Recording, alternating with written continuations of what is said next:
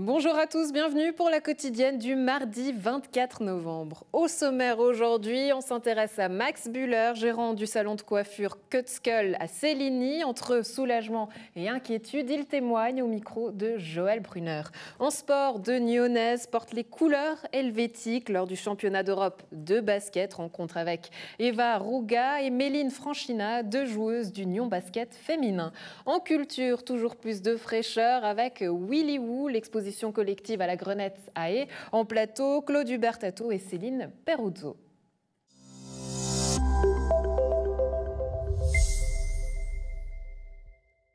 À Céligny, la coupe est pleine pour Max Bühler. Après 3 semaines de pause forcée, le gérant du salon de coiffure Cut Skull a pu retrouver ses ciseaux. Entre soulagement et inquiétude, il témoigne au micro de Joël Brunner. Après 3 semaines de fermeture, les coiffeurs genevois ont enfin pu rouvrir. On est ici à Céligny, l'exception un peu, puisque c'est une enclave genevoise en plein milieu du canton de Vaud. Max Bühler, tu coupes les cheveux, tu as pu reprendre ta pratique il y a de cela quelques jours. Comment est-ce que tu te sens ? Je suis tout heureux d'avoir de nouveau ouvert. C'est vrai que maintenant on commence à s'habituer entre ouvrir, fermer, ouvrir, fermer. C'est pas toujours évident quand on est dans une enclave parce que je suis entouré quand même du canton de Vaud. La plupart de mes clients sont quand même des gens qui vivent dans le canton de Vaud et qui travaillent dans le canton de Vaud. Certes, j'ai des Genevois qui viennent ici, mais voilà, une grande partie de ma clientèle n'a pas pu venir pendant 3 semaines et c'est pas évident du tout. Qu'est-ce que tu penses de la manière dont ça s'est fait, puisque on sait que dans le canton de Vaud, ils ont décidé de maintenir ouvertes toutes les coiffures, tous les salons de coiffure. Et puis toi, tu étais un peu le lésé du coin. C'est un choix que les politiciens ont décidé.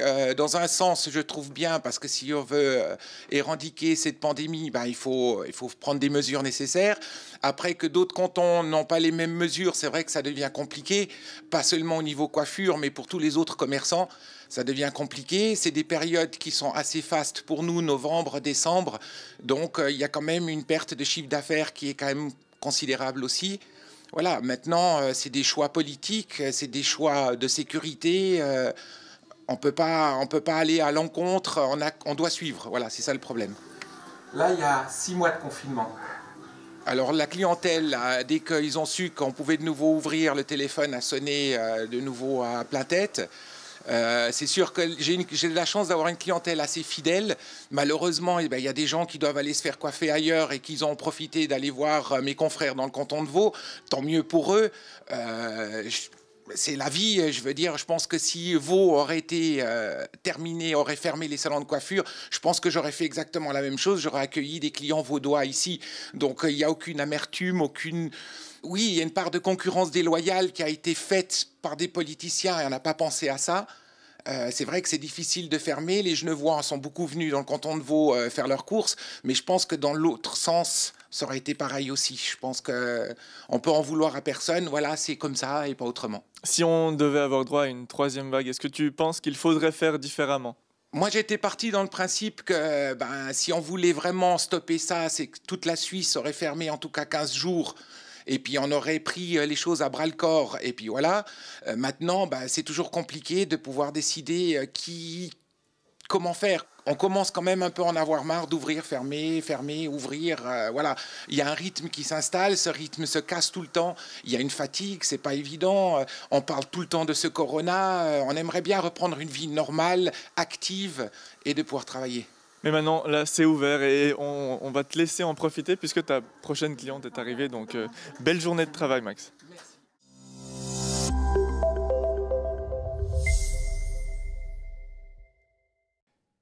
Elle joue pour l'équipe de Suisse de basket et elle rentre d'un voyage à Sarajevo. Et puis, elle joue aussi pour le Nyon Basket féminin. Je veux parler de Eva Ruga et Méline Franchina. Bienvenue, mesdames. Merci d'être avec nous. Alors, comme je l'ai dit, vous jouez pour l'équipe de Suisse. Eva, un voyage à Sarajevo, en Bosnie, pour affronter la Russie et l'Estonie. Alors, comment se sont déroulés ces 2 matchs ? On a eu 2 matchs quand même à haut niveau. C'était des grosses équipes européennes quand même. Une grosse défaite quand même contre la Russie. Mais on s'est rattrapé sur le match de l'Estonie où on a réussi à gagner de 3 points. Donc c'était quand même un match important à gagner et on a réussi à le faire, donc on est très contente. Ouais, mission réussie pour les joueuses de l'équipe de Suisse. Méline, c'était 2 matchs où les joueuses, dont vous avez pris plus de place au sein de l'effectif. Pourquoi ? C'est clair que c'est une situation compliquée avec le Covid. Donc il manquait des joueuses majeures qui ont été testées positives. Et il manquait aussi le coach. Mais on a su rebondir. Enfin, je pense que tout le monde a eu un rôle plus important que ce qui devait être. Mais tout le monde a su répondre présent. Et je pense qu'on est contente de ce qu'on a pu donner finalement. Eva, Méline parlait de ces mesures. Vous avez fait les 2 matchs en Bosnie, donc vous n'avez même pas joué contre la Bosnie finalement. Qu'est-ce qui était spécial? Vous n'aviez pas de contact extérieur tellement? Oui, voilà, on est rentré mardi dans l'hôtel et on est ressorti dimanche. On n'est pas sorti du tout entre ces jours. On n'a eu aucun contact avec les autres équipes, avec des autres personnes finalement.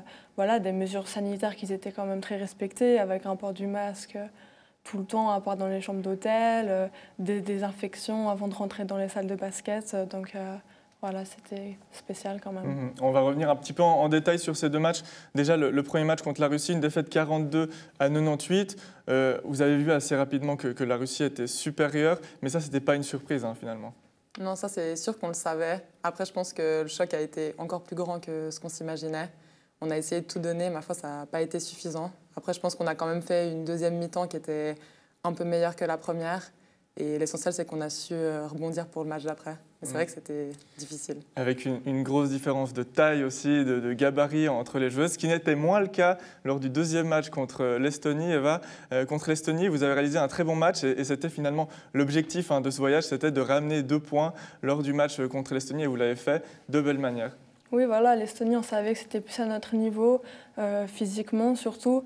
Donc on a réussi à gagner ce match d'une belle manière, parce que finalement, on perdait quand même de 12 points à un moment donné et on a réussi à remonter. Voilà, aussi le fait qu'il n'y ait pas de spectateurs, ça pèse quand même. Donc il fallait vraiment qu'on se soutienne, toutes les joueuses et avec le staff, et on l'a fait. Ce genre de week-end, ça vous donne confiance pour la suite en équipe suisse? Parce qu'on sait que pour l'instant, peut-être pour toi, Eva, tu avais une place moins importante. Méline, tu commences gentiment à t'imposer, mais ça donne confiance. Ouais, c'est sûr que c'était une occasion à saisir. C'est ce que le coach nous a dit. C'est une chance pour tout le monde d'être là. Et je pense qu'on a su montrer qu'on avait notre place. Et il faudra confirmer ça quand l'équipe sera au complet.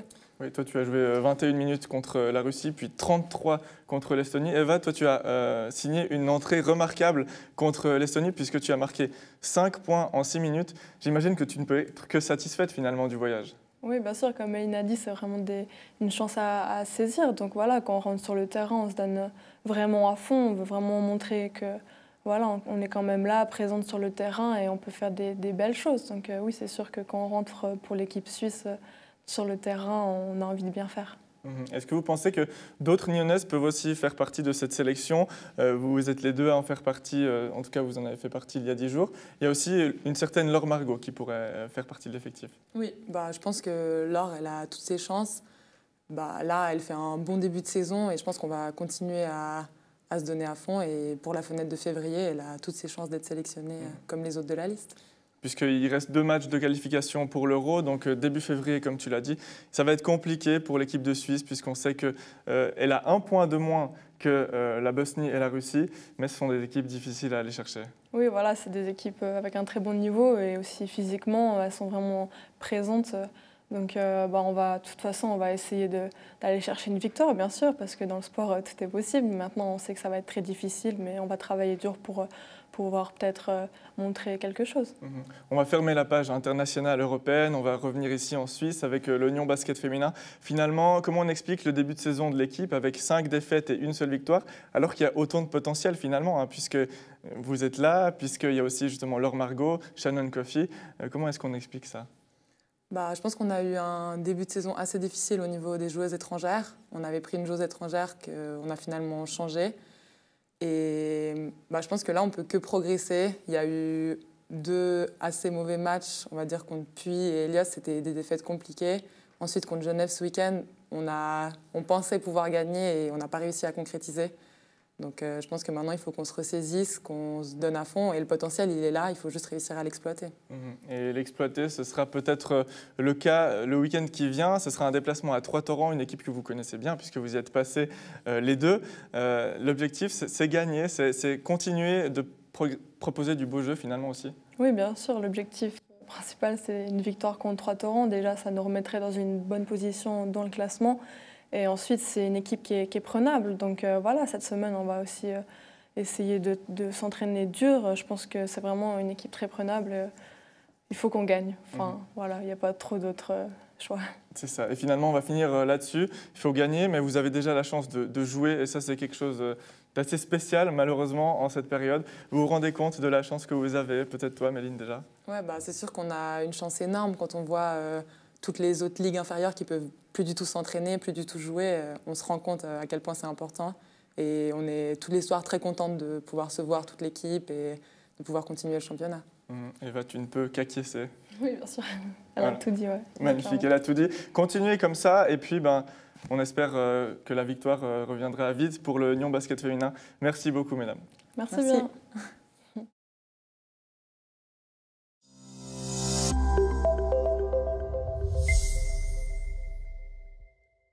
On s'intéresse encore un peu à Willy Woo, l'exposition collective de la Grenette à l'Espace et à Nyon, en plateau. Céline Perruto, bonjour. Merci d'être avec nous. Vous êtes artiste, vous exposez justement à la galerie certaines de vos œuvres. On en parlera d'ici quelques instants. Avec nous également Claude Hubert-Tato, bonjour. Merci d'être avec nous. Vous êtes historien de l'art. Alors vous avez aidé à la mise en place de cette exposition et vous y exposez aussi quelques pièces, même si vous n'aimez pas tellement que ça en parler. On va justement en discuter. Justement, cette exposition collective, selon vous, en tant qu'historien de l'art, pourquoi est-ce qu'elle fonctionne ? Elle fonctionne sur la générosité, je pense. Elle fonctionne sur une hospitalité. C'est assez simple. C'est Alexia Turlin qui est invitée par un collectif qui tient la Grenette, enfin dont entre autres les Ripopé, qui sont donc deux artistes, Stéphanie Pfister et Jessica Boucher, qui sont éditrices et qui donc invitent. C'est finalement une invitation à rebond. Et puis, on a 33 artistes, officiellement 37 en fait, qui arrivent. C'est un peu l'auberge espagnole. Ils arrivent avec des pièces. L'auberge espagnole, sans plan de table, c'est très risqué. Et puis, Alexia Turlin a peint les murs, ce qui fait que ça donne une unité. Et puis, on peut accrocher toute cette diversité d'une scène artistique, qui est une scène artistique très vivante, très locale, très chaleureuse aussi. Il y a de l'amitié entre toutes ces personnes, qui ne se connaissent pas toutes d'ailleurs, mais les unes connaissent les autres. Et puis, c'est finalement une photographie, je trouve, très vivante de ce que peut être aujourd'hui la production artistique. Alors Céline, vous y exposez le plumeau Emmanuel, c'est comme ça qu'il s'appelle, un peu à l'image de ce que vous portez aujourd'hui. Qu'est-ce que vous avez voulu en faire ? Du plumeau ? Alors c'est vrai que dans ma pratique artistique, j'aime détourner des objets du quotidien que je trouve autour de moi, des beaux objets. Et c'est vrai que Alexia m'a invitée pour cette exposition. J'ai un projet entre art et vêtements qui s'appelle Maison Perruche. Au départ, je pensais montrer un châle ou une de mes créations portables. Et puis, j'ai rencontré ce plumeau. J'ai trouvé que c'était un bel objet. J'en ai parlé à Alexia, et un peu d'une manière légère. On s'est dit, je vais en faire une pièce.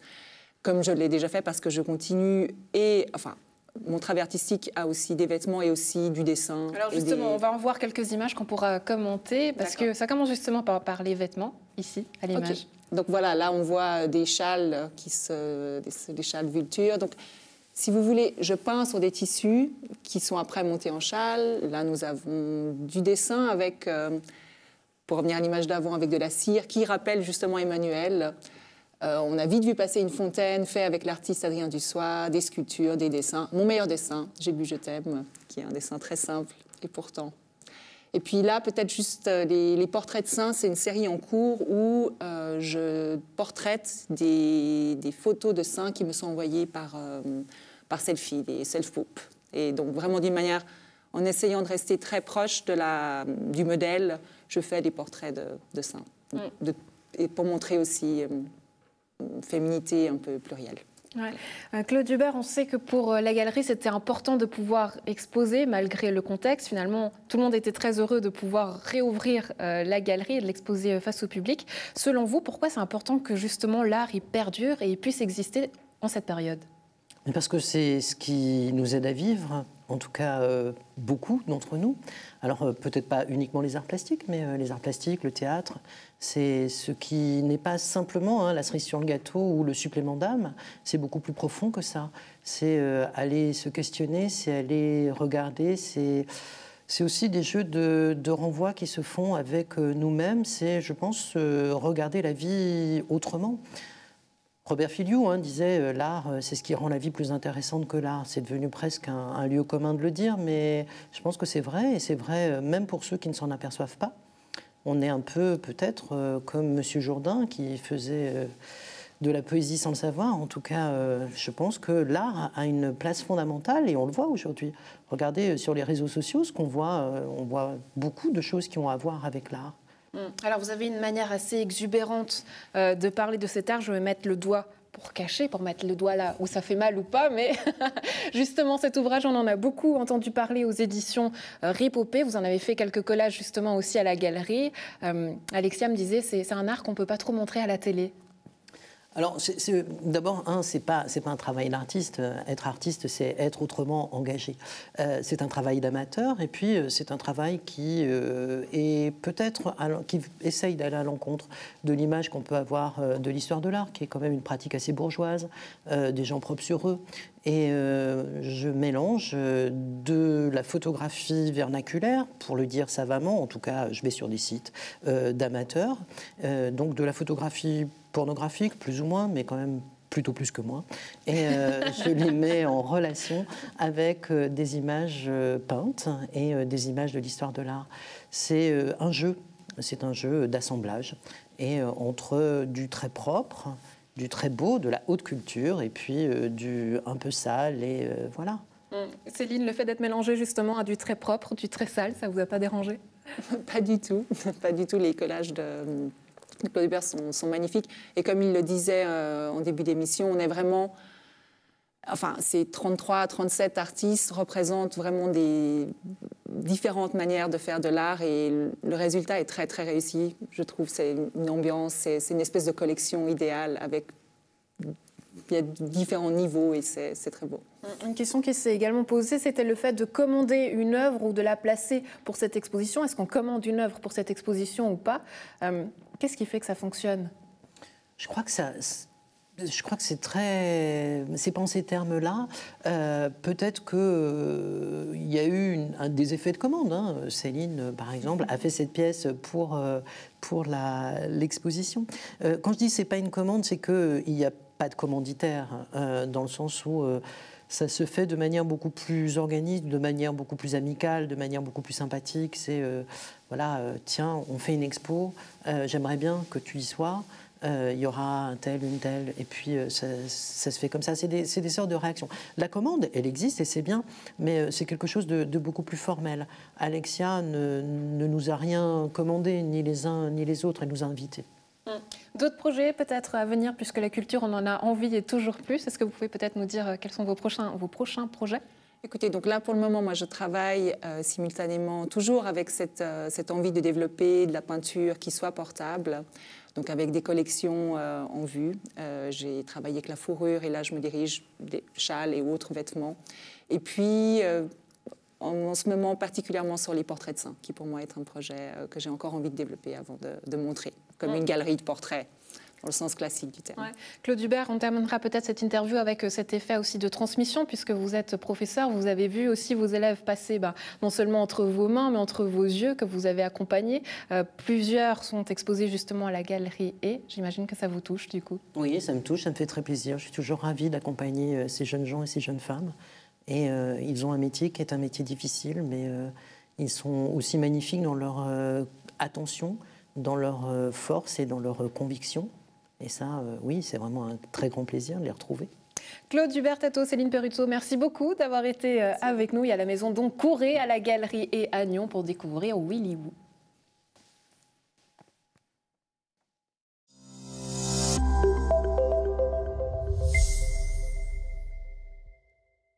C'est tout pour la quotidienne du mardi 24 novembre. Un plaisir d'avoir été en votre compagnie. Très belle soirée à tous.